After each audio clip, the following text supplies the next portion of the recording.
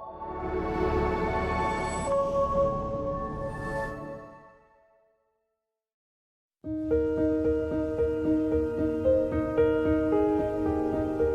Trina, an Indigenous filmmaker, storyteller, and intuition teacher.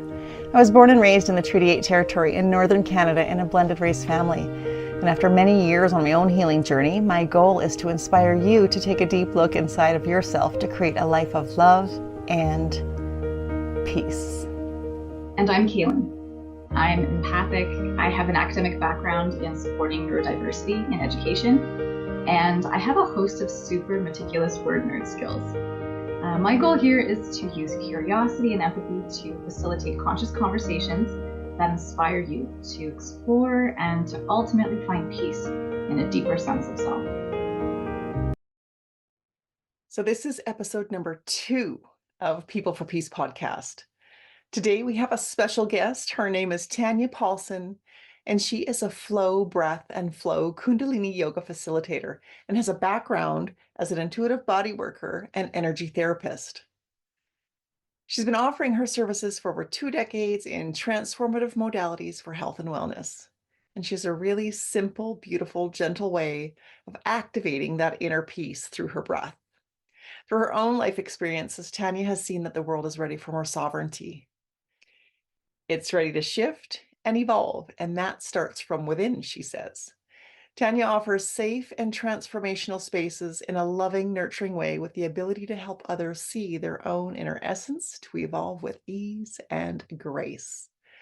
The beautiful Tanya will demonstrate how we can use our connection to the most simplest God-given gift we have, our breath, and how you can use it to open up, release, and activate your higher consciousness. Welcome, Tanya. I'm Tanya Paulsen, and the pathway to peace is simple. It's breath. It seems really simple, but it's incredibly powerful. And it's been a calling of mine for quite some time to find the power of it, the science of why it's so powerful. And I love to share it with people because it creates inner peace. It has for me, and it has for many of my clients. Hi, it's Kaylin, co-host of People for Peace podcast, and we're here with a second episode with a very lovely young lady here, Miss Tanya. Thank you so much, Tanya, for coming to join us today. Thanks for having me. You're very welcome. So Tanya, I have some questions for you about being a breathwork instructor. What does it mean to be a breathwork instructor? Like, you teach about breath. Can you expand on that? And would you mind sharing with us how long have you been doing this work, and like what brought you to doing this type of work? Okay, well, what brought me to this type of work is working with clients one-on-one in a myofascial release type body work. And I could see how the breath was incredibly powerful when I was working with my clients, but I knew that there was so much more to it. And that time, that was, 20 some years ago, before the internet was really a thing where you could just jump on and search, what is breath work? Why is it so powerful? And the science to it was hard to find. And I love the science of anything. So I I kind of put it out there that I'm looking for more. There's got to be something else. And so eventually it led me to, reading more and finding more people that were starting to teach it. It's not something new. It's something that's just ancient wisdom. It's been around for so long. And so, when you can get into some of those texts where you can see people talking about breath and how powerful it really is a way to find our inner peace.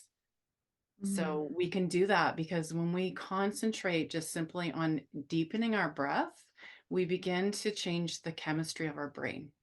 The neural pathways in your brain will shift. It starts to flush your nervous system and allow you to feel a sense of calm and that inner peace that I speak of.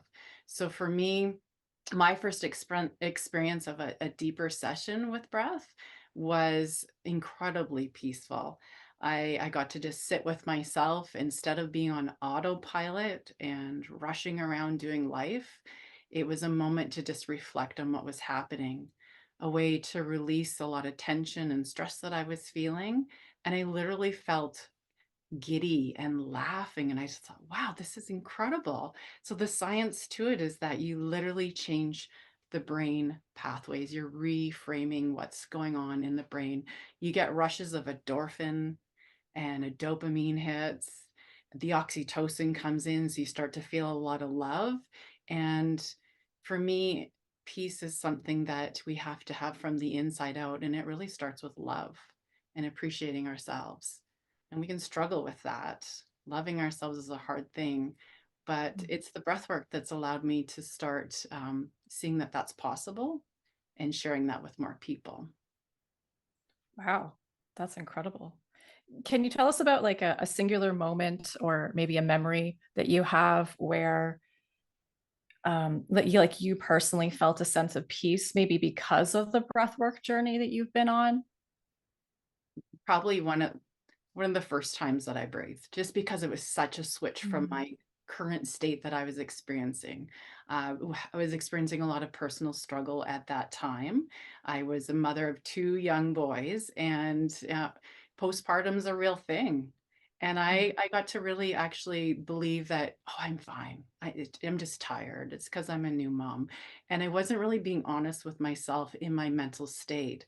So going into experiencing the breath and continuing to do so really let me see that, okay, it's okay that I am in this struggle. It's okay to admit that, I'm not having some inner peace, but I could find that by going within, by cultivating that conscious breath and just sitting with myself, allowing those chemicals to come in. You could go on a prescription drugs, of course, or go to counseling. There's so many things we can do to help when we're in struggle.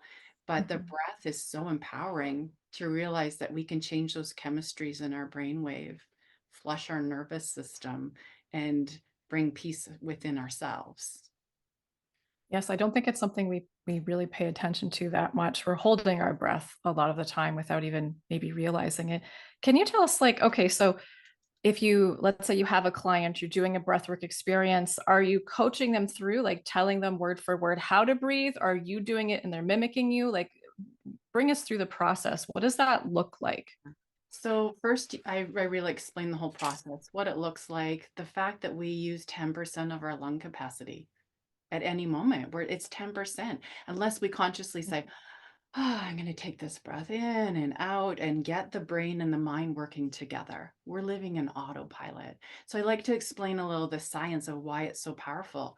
I've had a lady say to me one day, I've been breathing for 45 years. Why do we need to come do breath work? Like, I'm Mm. already breathing. Like, what's the big deal? I said, that's okay if you want to just sit and watch and get a feel for it and see what it's about. And she still to this day is one of my, all time, every class, every session breath work. We like to tease her. She's an addict to breath because she Mm. feels so good and amazing. And she's had such profound shifts by just being able to have that practice of breathing and getting into the body and allowing ourselves to reframe the brain and our thoughts. Our Mm. thoughts are what can cause us that discomfort in our life and our stress. And if we can start to shift that, then we can have more calm and more peace. Mhm. So, in our last episode, Trina, you left off talking a tiny bit about sovereignty. You sort of dropped that word in there, and I'm really curious to explore that concept with both of you ladies. If I'd love to hear from both of you. If you wouldn't mind telling me, what is your definition of sovereignty? So we can be clear on that. And then how does it play a role in your life? Trina, do I want to start with you? Yeah, thanks. I think for me, sovereignty, I remember when we were recording the first episode that it kind of came to me as a huge awareness and a topic that we need to start talking about as humanity, as individuals, and start really learning about what does sovereignty mean so that we can start stepping into that aspect of ourselves. We are sovereign individuals. We are individual representations of love and peace and humanity. What does that mean for us? I feel like in the past, so many times we sort of got so collective that we became one and we didn't necessarily individualize ourselves because we're, trying to be together, which is not a bad thing. But I think the shift right now for me, how I'm interpreting it is it's time to really start that self reflection, really start to be in that place of who am I? What am I about? What's my signature? What do I bring to the table? And live in a way that allows me to be sovereign, my own individual self apart from everything and everyone else so that I can step wholly into who I am. Not need certain structures or groups or people to tell me who I am. I need to be able to be Mm, who I am. Hmm. For me, that's sovereignty. Yeah. okay. Yeah, I fully agree.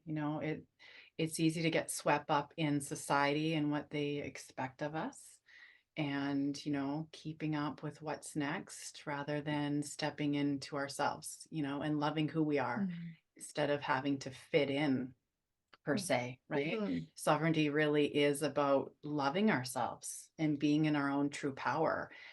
That I think we can really cultivate and allow more people to have that strength and feel empowered to do so.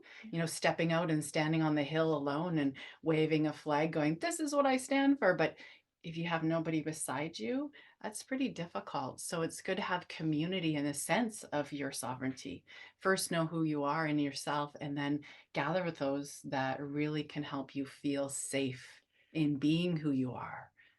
Yeah, mm, and for me too, it has a lot to do with the structures around us, like different societal structures that sometimes we get woven into and we forget who we are outside of the structures.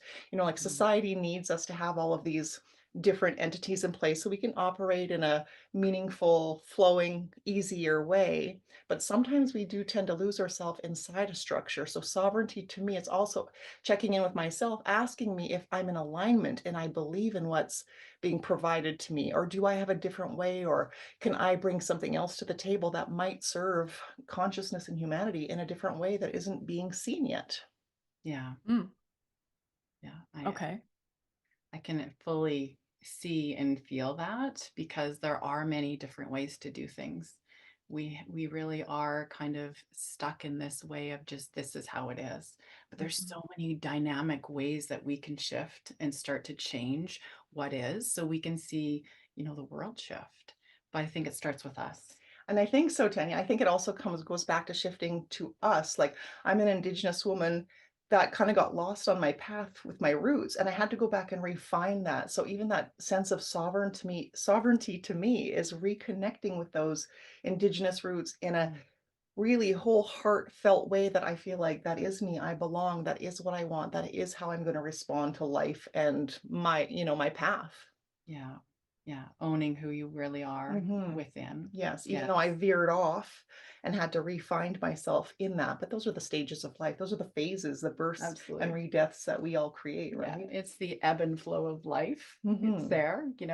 We're talking about peace, but we got to have some contrast and some conflict in order to come back to really understand what is peace and how much we really crave and want that. But life's still going to And happen. sovereignty is also for me being able Mhm. to be alone, being by yourself, feeling loved and feeling full and feeling like you're not alone. Feeling not alone when you're alone, I guess is what I'm trying to say. Mhm. But that's sovereign with yourself. You're in this state, you're in this present moment, this being.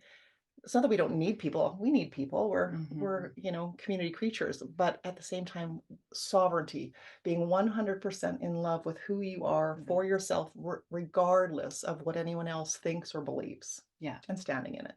Yeah. And loving all the flaws of ourselves. What flaws? No, just joking.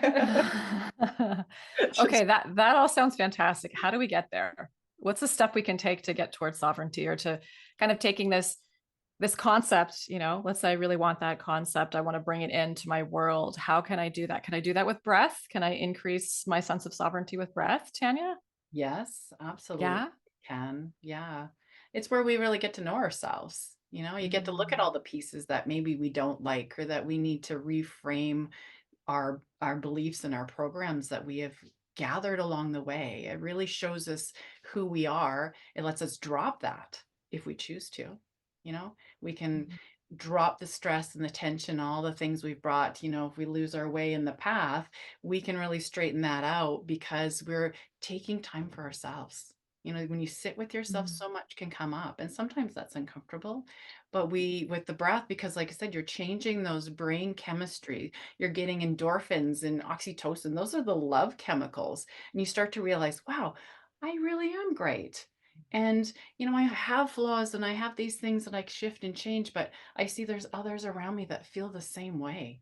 And when you can feel Mm. seen and heard, and that's a beautiful thing with breath, you can do a one-on-one session, you could be by yourself, but when you're in a group of people who are all willing to show up and be real and honest and truthful, say, I'm ready for a change. It's hard to do on your own. So when you can do that with a group and community of people that are ready to do the same thing, and we drop judgment. Yeah. I remember Tanya coming to one of your classes, and sometimes you don't realize what you have going on. So it's nice to have a facilitator from time to time, right? I went and I didn't realize I had this huge energetic block in my solar plexus, in my stomach, in my abdomen. And I was like, I couldn't get the breath out. It was kind of stuck. There was a block there, Yeah. but I don't know what you did, but something happened after that. And then it was totally released. Like there was Mm. something else that happened there. So sometimes we need the help of other people to help us move Mm. and shift some things too. And I think that's also important to recognize when we're Yeah. being sovereign, but when we're saying, hey, I need something, thank you. And then that really did move and it really did heal. And it's life changing sometimes. Yeah. Actually, Hmm. to ask for help and allow someone else to create that safe place so you can land and just do the work. Our bodies know how to heal themselves, but we have to get out of the way is kind of our key thing that we'll explain to people, and just surrender to this process of healing. It's very somatic, like Katrina said, you could feel something happening within your body. We're carrying around stress that has happened from the moment we were in the womb till now, unless you have found another avenue like breath or meditation or some kind of a somatic work. We're literally packing that stress with us, and it compounds and compounds. So this is a way to flush all that out of the body, and like a reset. We're going to reset the computer or the phone. We can reset our bodies and feel really good when we do. You certainly made me take a number of deep breaths just in this conversation. Tanya, in our first episode, Trina discussed ego and essence quite a bit. She was contrasting them, talking about um, how ego was a really important concept for her at the very beginning of her self-awareness journey, how she continues to work with ego and become aware of ego. I'm curious if you have any thoughts, or can you tell us about your experience with ego, with essence? Any thoughts on that? Okay. I used to really have a belief that ego is such a bad thing.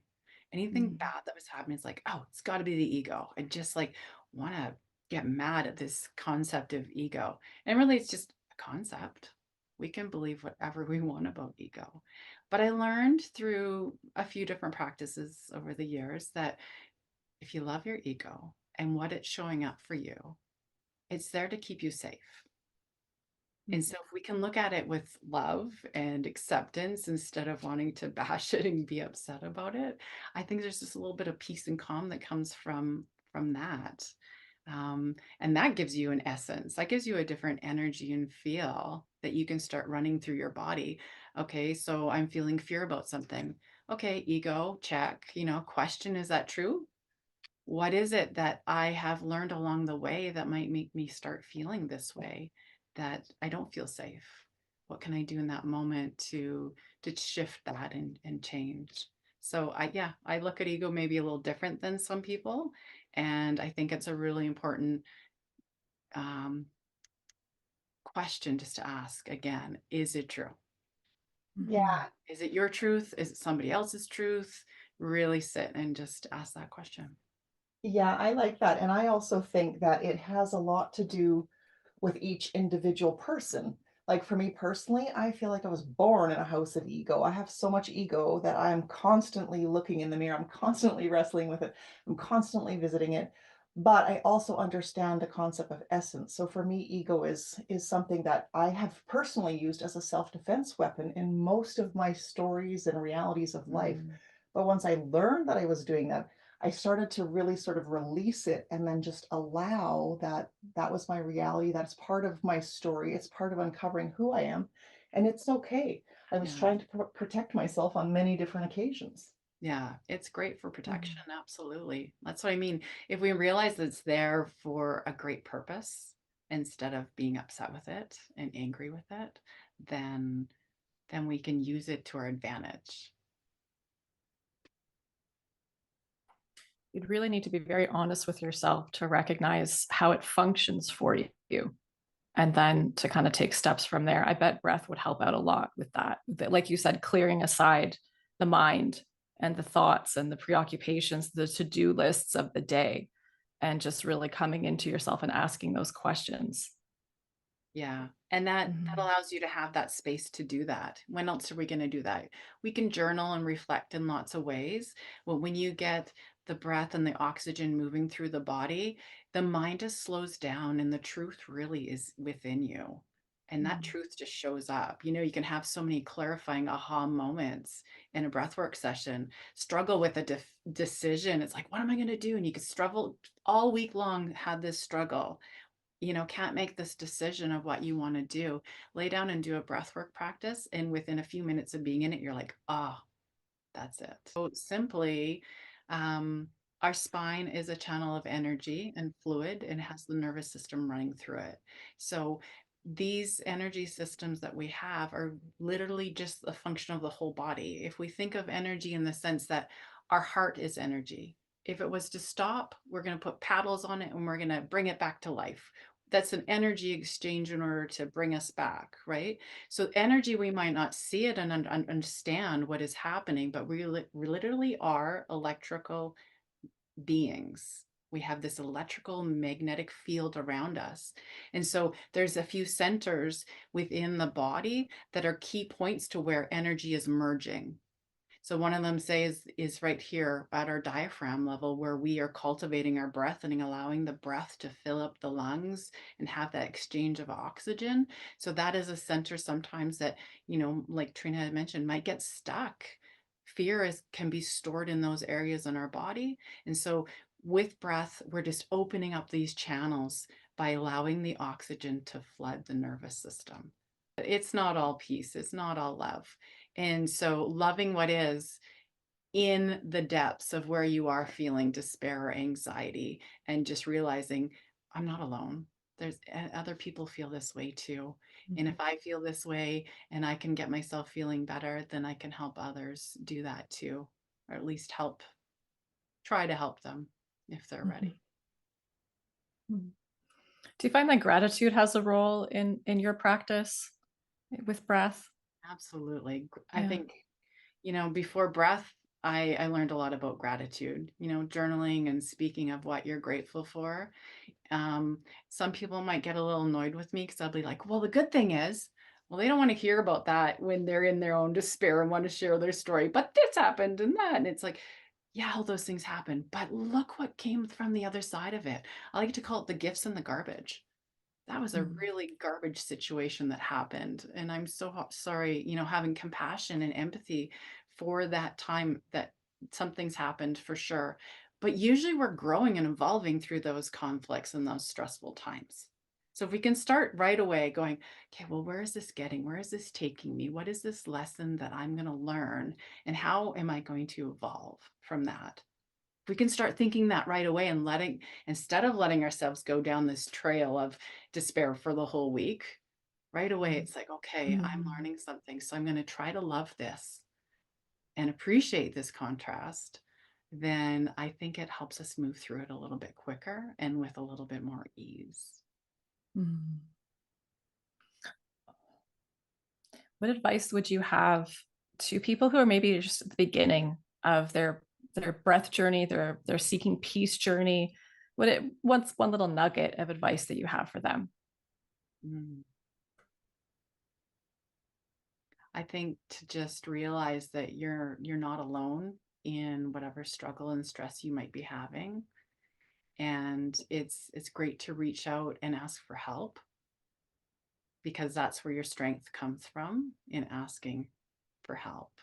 And you'll always find a community of people somewhere, if you look, that are going to understand you and appreciate you for who you are and support you. And so that would be the community idea when they're first starting out, is find something that's going to work for you.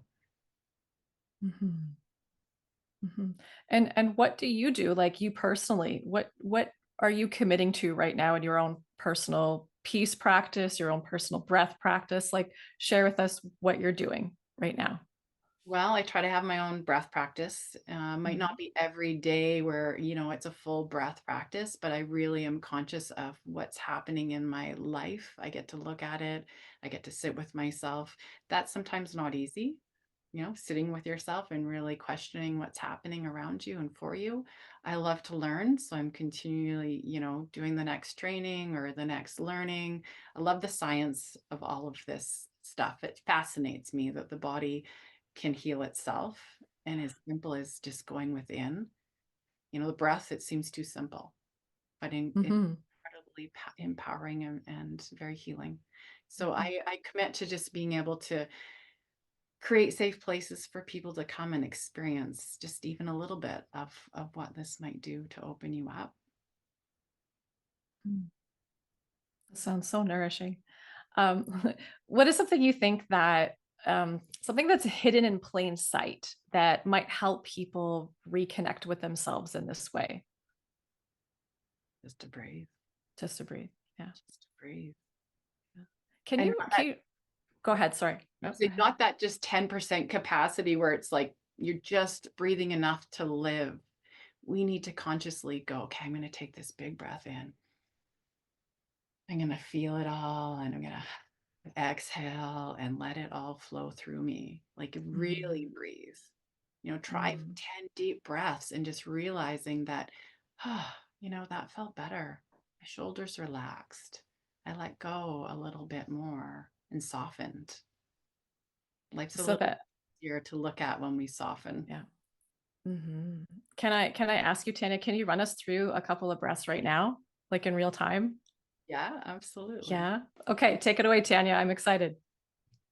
All right. So for just an everyday, really nourishing breath that you can do anywhere that you are, throughout your day, whether it's just to feel calm or peace, or just to realize, wow, maybe I've been holding my breath for the last hour because I was really concentrating on something other than my body. Often we don't really check in with our body unless it's hurting or bothering us, but just to take the breath of full. And some people, well, what is a full breath? A full breath would to think of your torso like a balloon. And so this whole area is going to be filled up, and breathing into the sides. So I like to think of the torso like a balloon. So if you guys want to start breathing in through the nose, think of that torso area as a balloon, and you're going to fill up every part of the torso from top to bottom. So we're breathing into our stomach, our chest, our sides, the back body. And then when we exhale, just make sure you're exhaling all the air out of your lungs. So we exhale fully.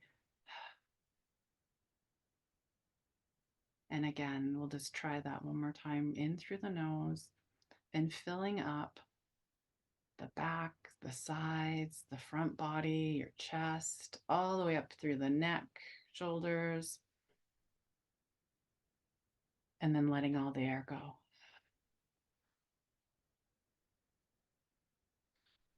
Does it matter whether it's through the nose or the mouth that you release? For an everyday breath, it's really ideal that you're filtering your air. And when we breathe through the nose, it's actually really energizing to the brain. We're activating parts of the brain. We could breathe with our mouth, but that's not your ideal every breath. We save that for when you're coming to see us. We're holding this space for you, and we're creating a session that's a little bit more in depth. But your everyday breath, definitely want to use your nose, your full capacity that you can of your lungs, and that will increase over time. So I just encourage you to keep playing with it, exploring it. That full exhale is really key to remember, that that's where we can let go. So if you're dealing with stress or tension, just imagine when you breathe out, okay, I'm relaxing, I'm letting whatever that situation was go out of my body. It's done. And it's very relaxing to the body that way. Seems like a very mindful experience, like you're taking a deep breath in. So I imagine myself breathing in through the nose, almost watching it circulate in my mind's eye, and then seeing my rib cage expand, seeing like the upper body expand, because I find even when I consciously take deep breaths, it gets stuck in my chest. I have a harder time bringing it up further than that. So I find myself visualizing. Is that something you teach as well, visualizing, or is that just something where I'm just doing naturally, or is that an okay thing? That's absolutely great. Yes, a Yeah. lot of people are visual, so they want to imagine and see it that way. And yes, if that helps you, then there's no wrong way to do it at all. Mhm. We just have these ideal ways that we want to teach and share that help get us into the state so that we can flow a little bit more. But there's no wrong or right way as long as you keep breathing and you're conscious of it. That's all that really matters. It can be Mhm. so simple that we want to overcomplicate it. That's so true. Okay, then I have a question for you. It's one of those things that we overcomplicate, but maybe we don't need to. What is your own definition of peace? Mm. Self-love. Can you expand on that? Yeah, well, I think if we are really loving who we are, our flaws and all, and everything that we show up as, but we really have a sense of knowing ourselves, that can bring peace and calm within us. And so if we're walking around and we can share that energy of just, it's okay to be who I am, other people can show up that way too. And if they're showing up that way, we're starting to create peace collectively. And then hopefully that can ripple out into the collective. Beautifully said. So we need to have that relationship with ourselves. But one thing that kind of kept popping up to me as I heard you speaking was, but what about judgment? Mm. Because judgment is laid in there, right? So sometimes we're like, this is me, this is I. Sometimes we're messy, but then we are being judged when we're messy.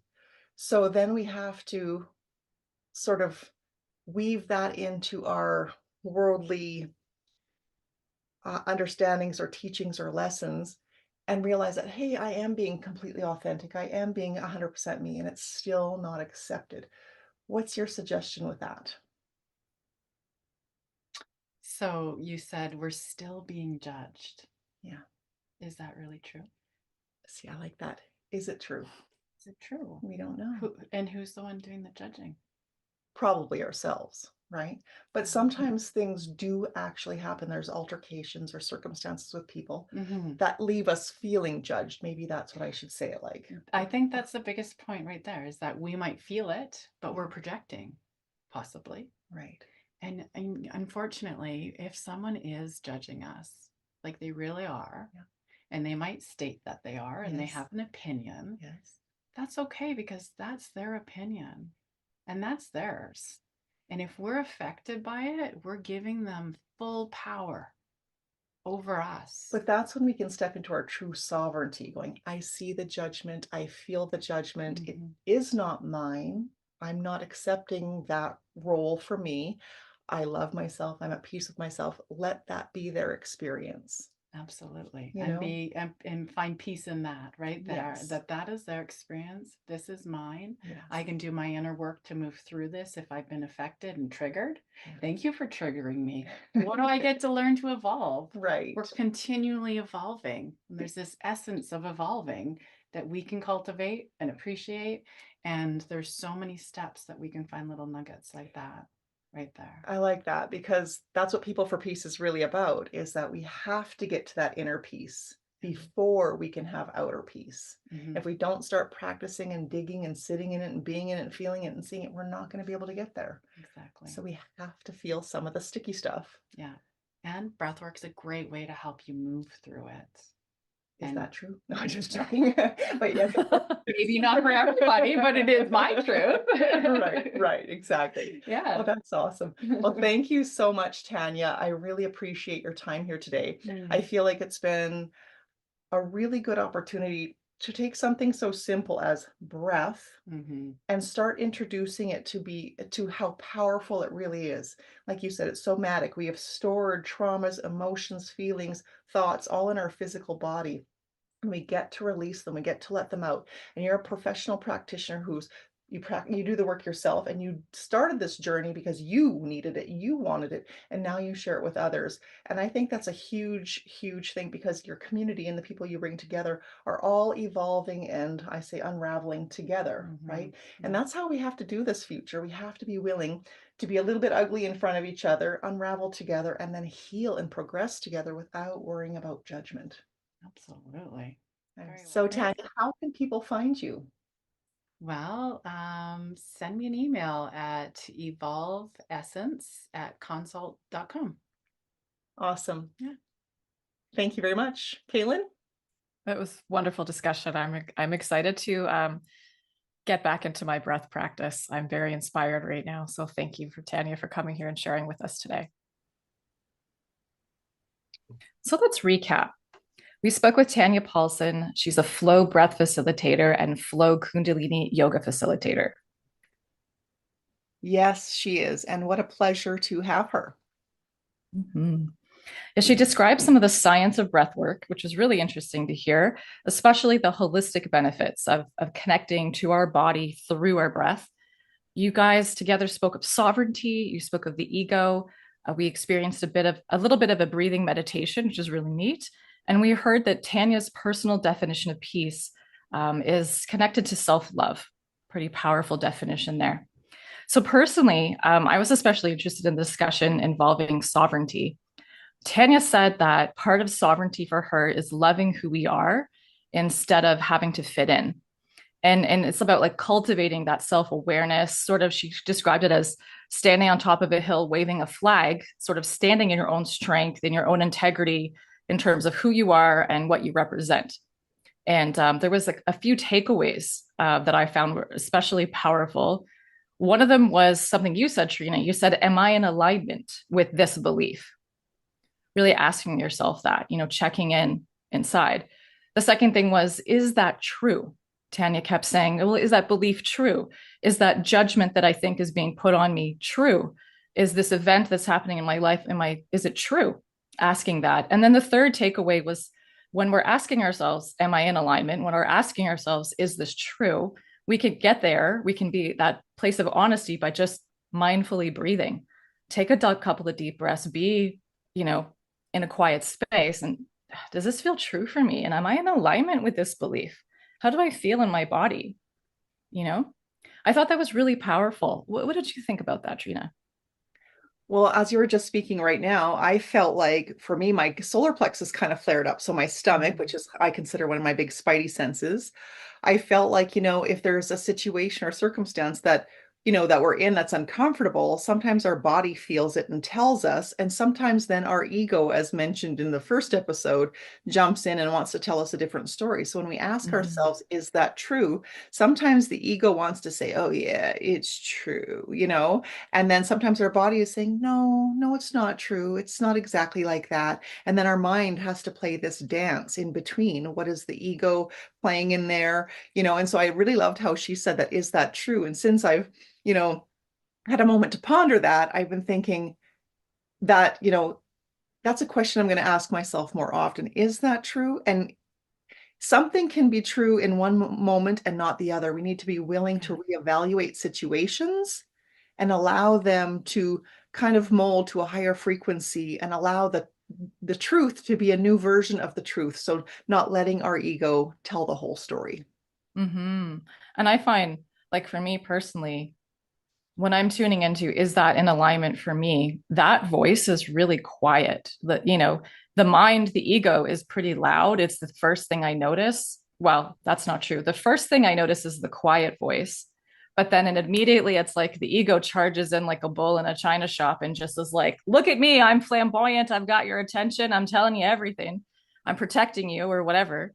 But then if I can kind of put to that aside, wait a minute, there was a quiet voice first. What was that quiet voice saying? Then I have to like retune in. And I find that the more that I catch the quiet voice, the quieter the ego gets, the quieter that the ego. And the louder, the more I can grab onto the quiet voice the first time, or the more the louder that quiet voice gets. And the quiet voice is always something like my intuition, my higher self, it's speaking for me in that sort of, am I in alignment or not? Is this true or not? How do I actually feel about this? Not what do I think about it? That's right. And as a meditation teacher, I know that taking those moments of intensity, flaring between the ego and the essence, taking that breath, as Tanya said, and pulling that back into the body and sitting in quietude and breathing and allowing those messages through body signals or mind signals, just witness them for a bit, but don't react like the bull. Yeah. Don't go into the china shop, but witness Mm-hmm. them, witness them and become the witness of your own, your own soul, your own personality, your own being. And so something as simple as the breath. One thing that I did when I first started my own journey of self-discovery was I owned a photography shop and a design studio, and I had to drive 10 minutes one way to work. So I started doing breath practices just gently, just consciously on the way to work. So by the time I got to work, I was very settled. Now, I don't drink caffeine and stuff, so I didn't have that morning boost that a lot of people have, but I consciously breathed in that pattern for 10 minutes on the way to work. I got to work just cool as a cucumber. Yeah. And after a full day of hustle and bustle at this design studio or as high performance, I would do the same thing on the way home. And by the time I got home, I was just back in balance. That sounds like a really great way to start and end your workday. If we could all have those mindful moments, or actually, I really feel as though we have to take them. We're not just going to find them, they're not going to arrive. We have to make them happen, even if it's a count of 3 breaths and then you move on. Like, if that's what you can find, that's what you can find, that's what you can cultivate, rather. It's important every day. I find myself, like, I used to walk to work because I used to be close enough to walk 15 minutes, and I make sure to breathe and check out the nature around me and really connect. And then I'm not so much in a walking distance anymore. It's actually a 45-minute commute. It's very different. And I find myself, purposely looking at the sky, purposely taking lots of deep breaths.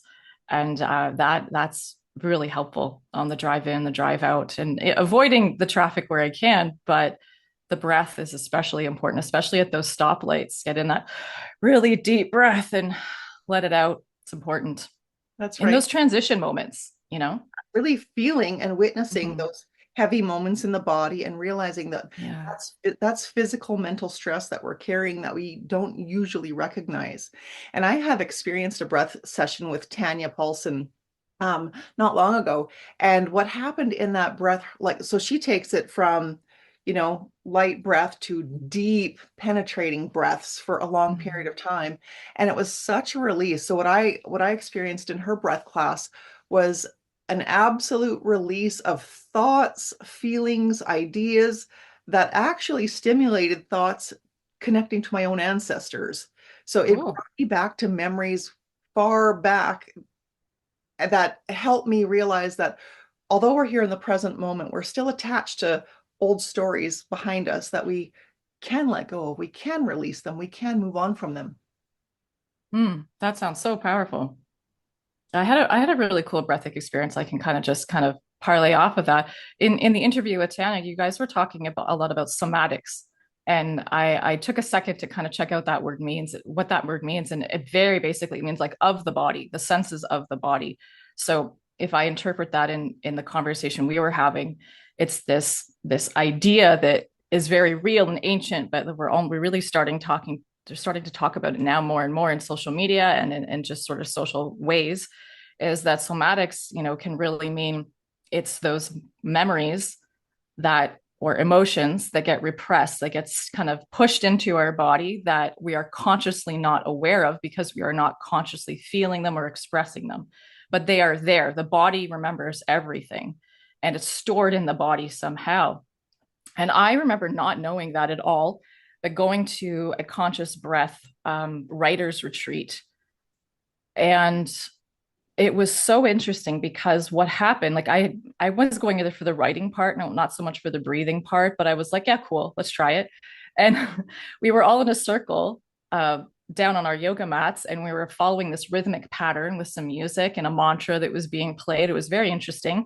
And basically, I started having these really uncomfortable feelings again in my sacral, just as I had for you. And basically, like the short version is that I had trapped emotion in there of a trauma that I had experienced. I had no idea that it was even in there. And as through the breathing, through the rhythm, through the community, Tanya talked a lot about, the importance of breathing and community and how powerful that can be. I witnessed that. I guess I didn't just witness it, I experienced it. And so it was like this stuck, stored emotion came out of me, and it came out in sobs. And it was something I couldn't even control. It was like it just needed to get out. And now was the time. And the breathing just was the catalyst for it. And then when it was all over, I knew exactly what it was about. And that's when you start, okay, deep dive into self-awareness. Had no idea that was there in the first place. Now I do. What can I do with this information now? Like, I can let it go. It's of the past. It's not, let's continue on the healing journey with this information. Such a powerful experience. Wow. Wow. Yeah. That's amazing. And when I was listening to you there, what kind of kept coming to me was that the most simplest concept in the world, breath is life. Life requires breath. So if we begin to more consciously breathe and become aware of our physical body, our traumas, our old, thinking patterns and things like that, and how we've sort of stored this in our body, I bet we can recreate how we view health, emotional, mental, physical health, and we can recreate that going forward in this new paradigm, this great awakening that we're having. And that's a conversation for another day. But I do want to, wrap this up by saying thank you to Tanya for her presence, reminding us how simple something so powerful can be as the breath. And as we consciously step into remembering the breath and how to do it, whether it's 3 breaths or deep breaths, it's available to every single one of us for free. Yes, thank you, Tanya. That was so powerful. And I can just say here that moving forward, my life is so full. I'll be away for the next episode, but I'm enjoying being a part of this so much that I'm excited to come back very soon. I know that there's an especially powerful interview coming up, so I hope that everyone tunes in once again. And until then, you can find Trina at trinagower.com and myself, Kaylin, at thewordnerd.ca. Thanks for tuning in. Peace.